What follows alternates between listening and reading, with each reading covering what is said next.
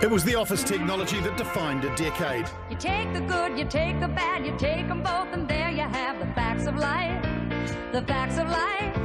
The fax machine, short for facsimile machinery, could send and receive printed messages from other faxes in as little as 60 seconds down an ordinary telephone wire. Now I'm getting the hang of this. Long since eclipsed by the instant messaging revolution of cellular technology and the internet, the death of the fax has been predicted for nearly 30 years, but it just refuses to die. Making it the one thing Back to the Future 2 kind of got right. Read my fax. No, please, no, I cannot be fired. I'm fired.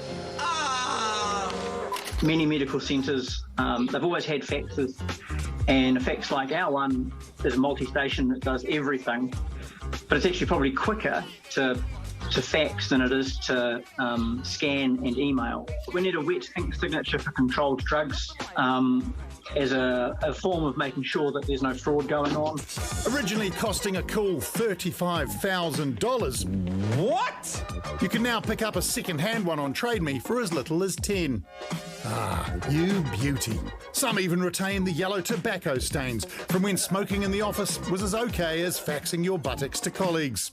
Everything's got a finite life, especially with telecommunications, so sure, one day it's going to fall over.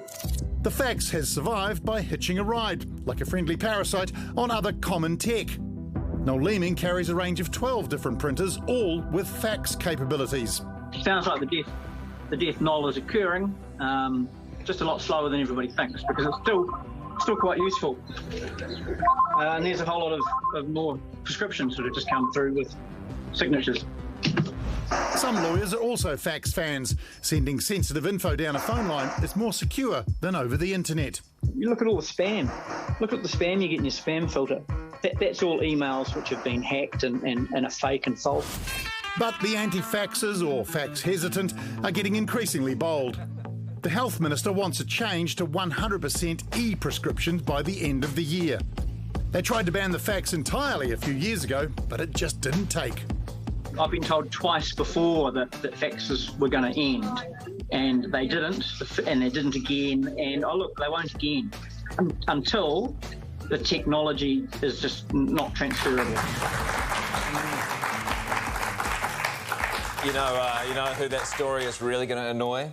The anti-faxers, of which I am not one, by the way. I was right in the middle of fax fever back in the 90s. I got a job, my first ever job, breakfast host of More FM in Wellington, and to get listeners, new listeners, we did a fax attack each night. It was cheaper to send the faxes out in the middle of the night, but we caused a lot of anger among people who had home faxes from us faxing them at 2 a.m. in the morning, telling them to tune in at 6 a.m. for Pete and Jess's $1 million birthday game. I mean, who wouldn't want your face coming down in little increments? Right.